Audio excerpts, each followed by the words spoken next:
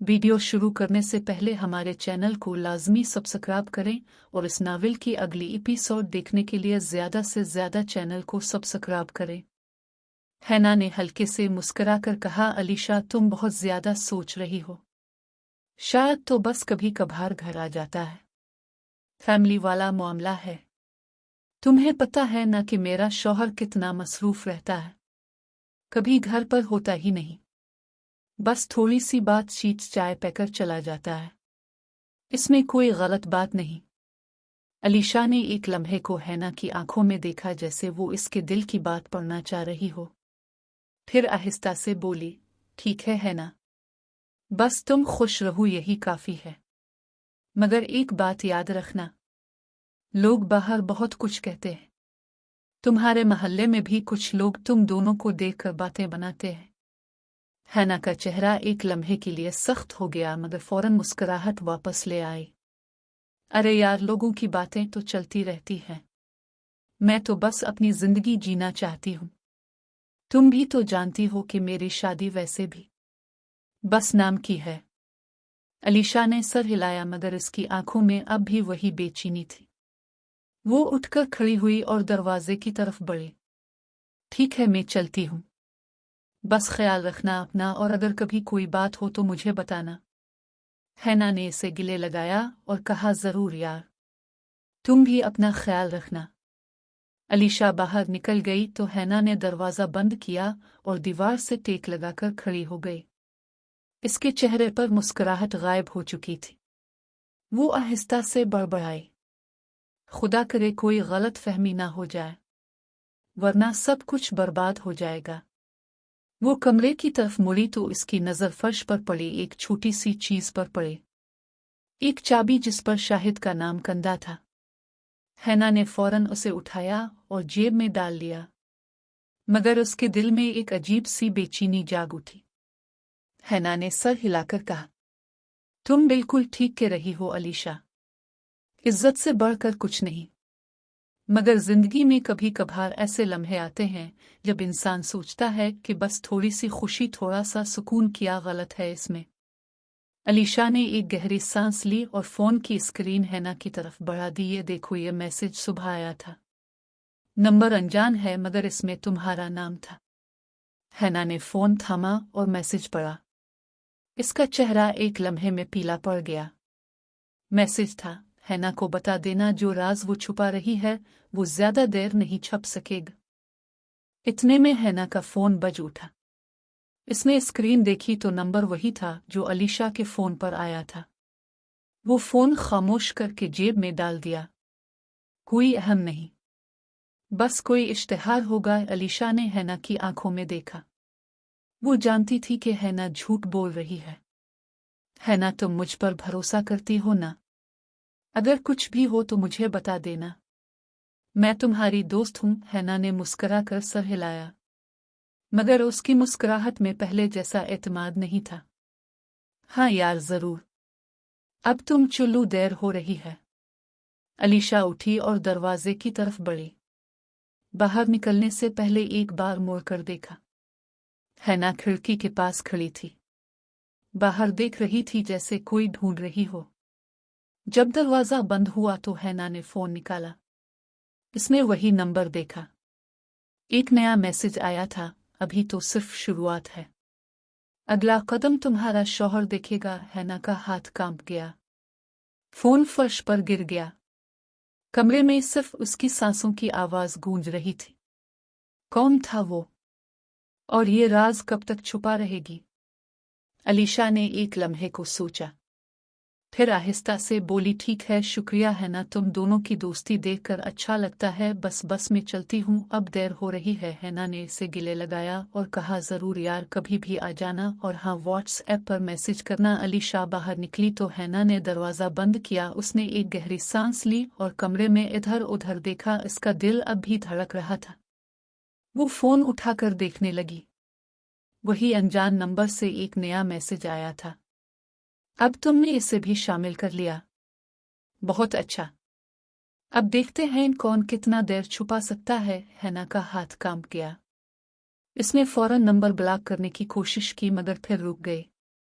उसे लगा कि शायद ये कोई जाने वाला है, कोई करीब का। दूसरी तरफ अलीशा घर पहुंची तो उसने फोन निकाला। शाहिद ने जो नई जीमेल आईडी बनाई थी उसे खोल कर देखा।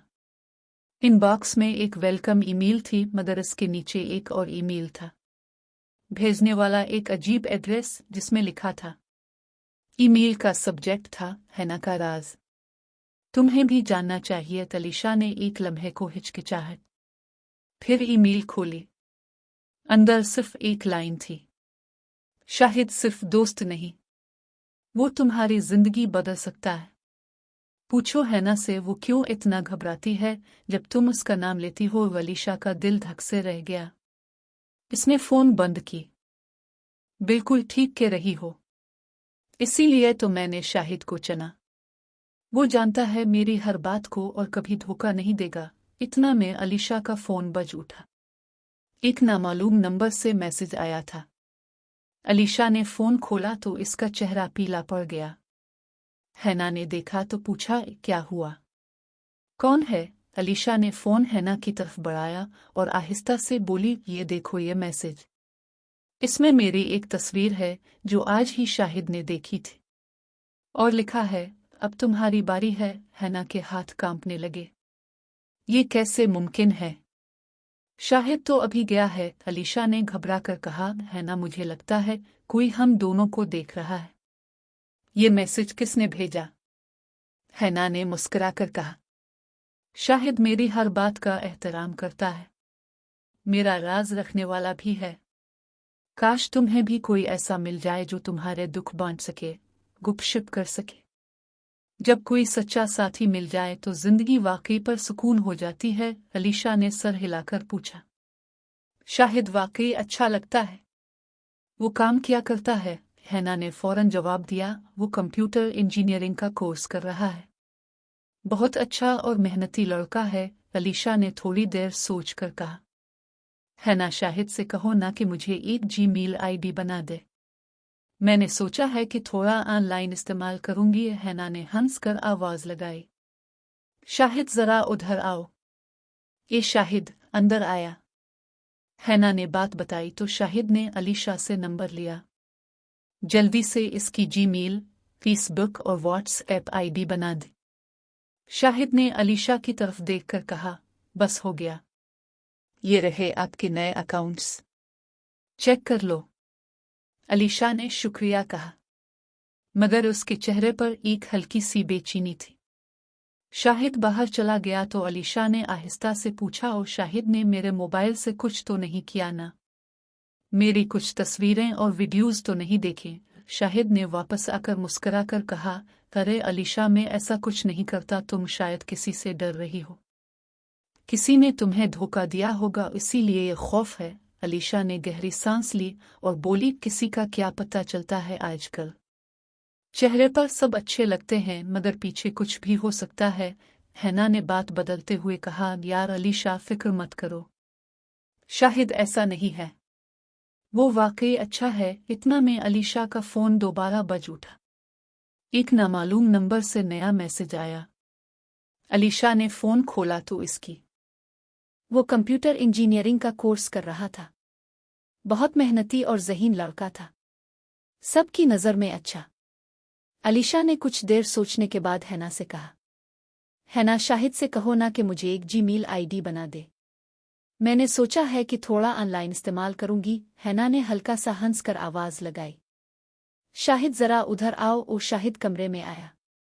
हैना ने बात बताई तो शाहिद ने अलीशा का नंबर लिया और चंद मिनटों में इसके लिए नई जीमेल, फेसबुक और व्हाट्सएप आईडी बना दी। इसने अलीशा की तरफ देखकर मुस्कुरा कर कहा, बस हो गया। ये रहे आपके नए अकाउंट्स, चेक कर लो। अगर कोई तब्दीली चाहिए तो बता देना। वो अलीशा ने शुक्रिया अदा किया मगर उसके चेहरे पर एक हल्की सी बेचैनी थी जो छप नहीं पा रही थी। शाहिद बाहर निकल गया तो अलीशा ने आहिस्ता से हैना से पूछा, शाहिद ने मेरे मोबाइल से कुछ तो नहीं किया ना? मेरी कोई ज़ाती चीज़ें तो नहीं देखें? ओ शाहिद वापस आकर मुस्कुराया और बोला, वो अरे अलीशा, मैं ऐसा कुछ नहीं करता। तुम शायद पुराने किसी वाक़ये की वजह से डर रही हो। कोई बात होगी जो तुम्हें परेशान कर रही है। अलीशा ने गहरी सांस ली और आहिस्ता से बोली, आजकल किसी पर भरोसा करना मुश्किल हो गया है। सामने सब अच्छे लगते हैं मगर पीछे कुछ भी हो सकता है। हैना ने फौरन बात बदलते हुए कहा, यार अलीशा, फिक्र मत करो। शाहिद वाकई अच्छा लड़का है। वो कभी तुम्हारे साथ ऐसा कुछ नहीं करेगा। इतना में अलीशा का फ़ोन दोबारा बज उठा। एक नामालूम नंबर से नया मैसेज आया था। अलीशा ने फ़ोन खोला तो इसकी आंखें हैरत से फैल गईं। मैसेज में लिखा था, अब तुम्हारी कुछ ज़ाती तस्वीर मेरे पास है। अगर तुम चाहती हो कि ये बात किसी को पता ना चले तो जल्दी ही बात होगी। अलीशा का चेहरा एकदम पीला पड़ गया। वो कांपती आवाज़ में हैना से बोली, हैना ये देखो ये मैसेज। ये कैसे मुमकिन है? हैना ने फ़ोन देखा तो इसके हाथ भी कांपने लगे। ये तो शाहिद ने तो अभी अभी अकाउंट बनाया था। क्या वाकई कोई हमारी बात सुन रहा था? कोई और बात है? अलीशा ने खौफजदा नज़रों से हैना की तरफ देखा और आहिस्ता से बोली, मुझे लगता है कोई हम दोनों को धोखा दे रहा है। ये राज अब छप नहीं सकता। जल्दी ही सब खिलने वाला है। वो वीडियो डिलीट कर देना और हमें परेशान मत करना।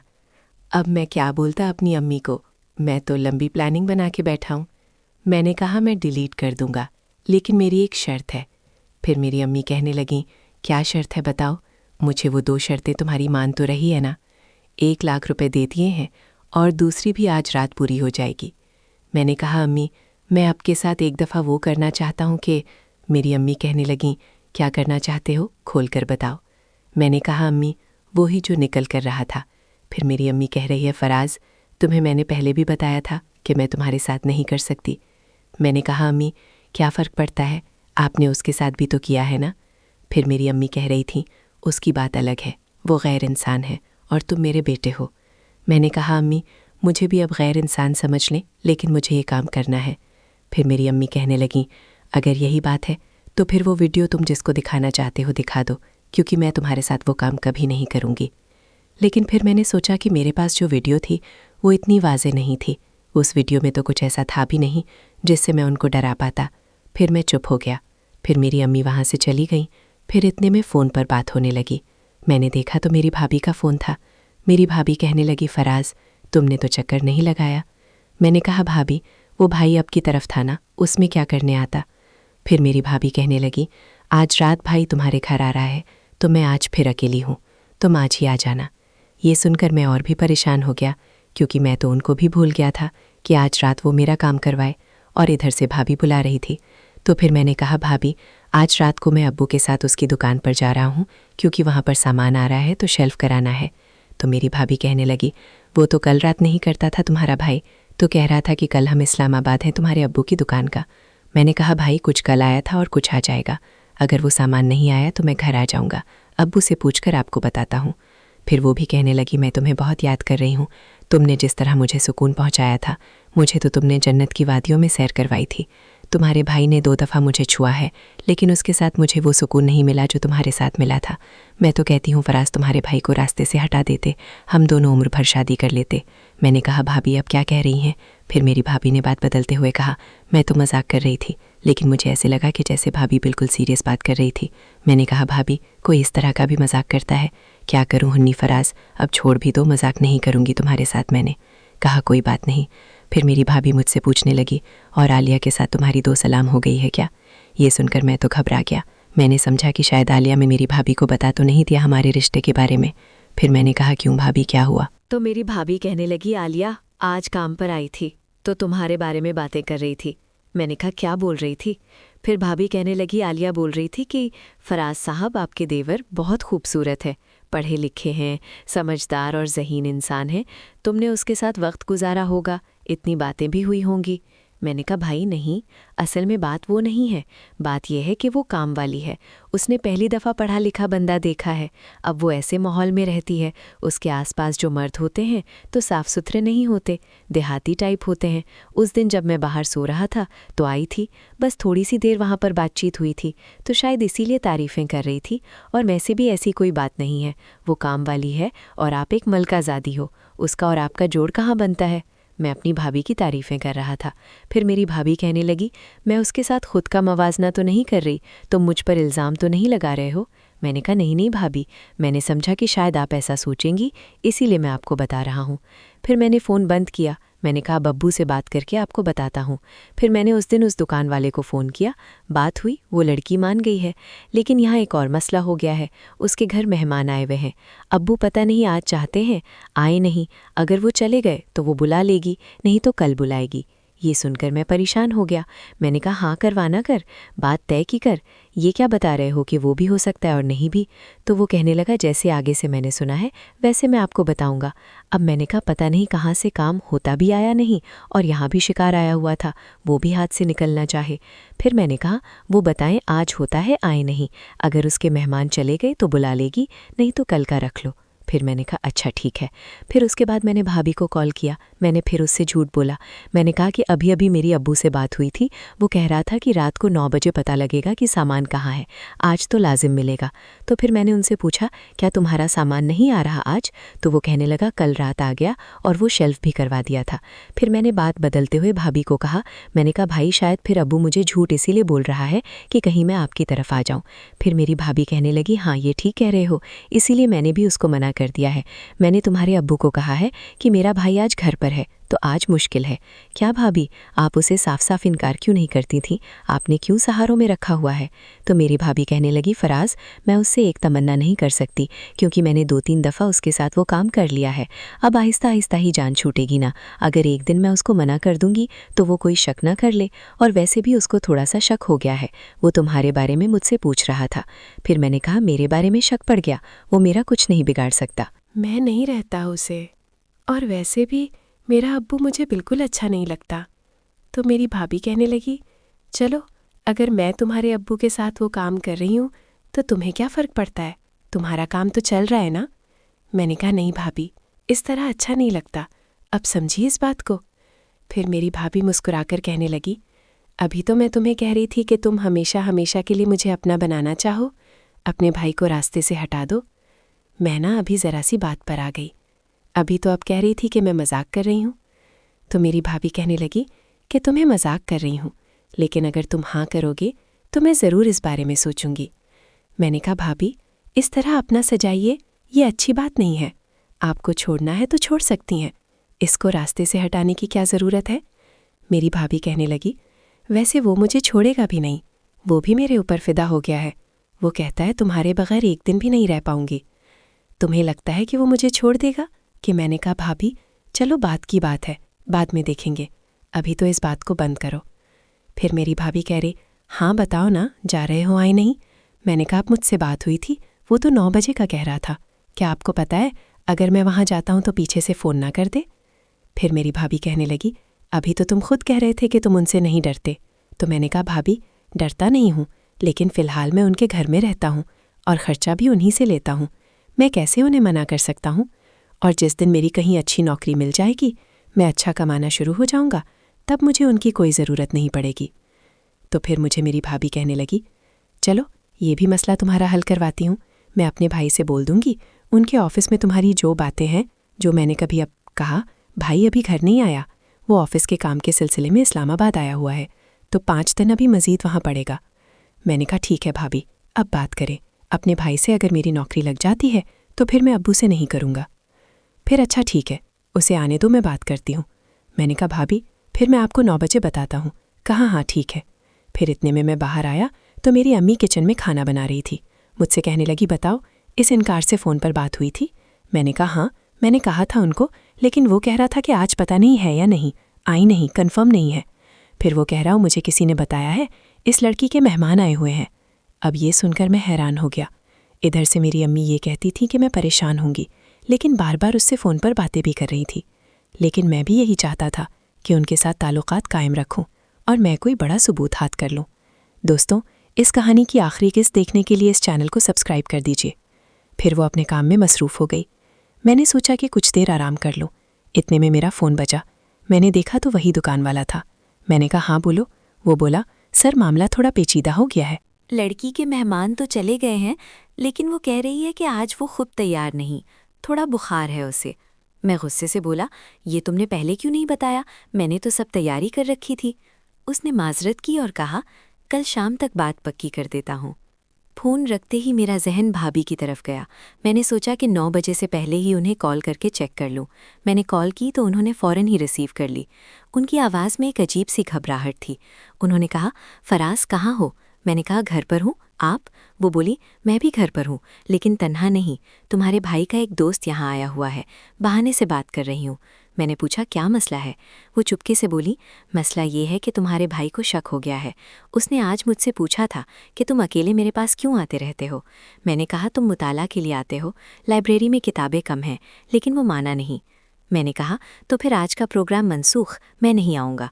वो बोली, नहीं आओगे, लेकिन बहुत होशियारी से। मैंने एक प्लान बनाया है। तुम रात को 10 बजे आना, मैं उस दोस्त को 9:30 पर बाहर भेज दूंगी कि कोई चीज़ ले आओ। तुम पीछे वाले दरवाजे से आ जाना।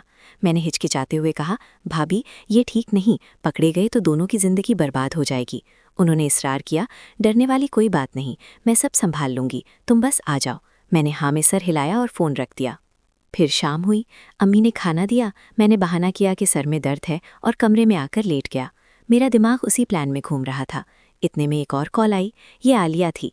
उसकी आवाज़ में रूठापन था। वो बोली, फ़राज़ भाई, क्या आप मेरे साथ नाराज़ हैं? मैंने कहा, नहीं, ऐसा कुछ नहीं। वो बोली, फिर आप आज ऑफिस में मेरे पास क्यों नहीं आए? मैंने आपके लिए लंच भी पैक करवाया था। मैंने माज़रत की और काम का बहाना बनाया। वो खामोश हो गई। फिर अचानक बोली, क्या आपकी शादी हो गई है? मैं हैरान हुआ। मैंने कहा, नहीं, ये सवाल क्यों? वो बोली, क्योंकि कोई बात नहीं, और फ़ोन कट गया। मैं परेशान हुआ। क्या आलिया को कुछ पता चल गया है, या फिर वो महज अपने जज्बात का इजहार कर रही थी? मैं सोच ही रहा था कि वक्त गुजरता गया। रात के 8:45 हो गए। मैंने हल्की सी जैकेट पहनी और चुपके से घर से निकल गया। भाभी के घर के पीछे वाला दरवाज़ा बंद था। मैंने उन्हें मैसेज किया। उन्होंने जवाब दिया, आ गई, 2 मिनट में खोलती हूँ। बिल्कुल 2 मिनट बाद दरवाज़ा खुला। अंदर अंधेरा था।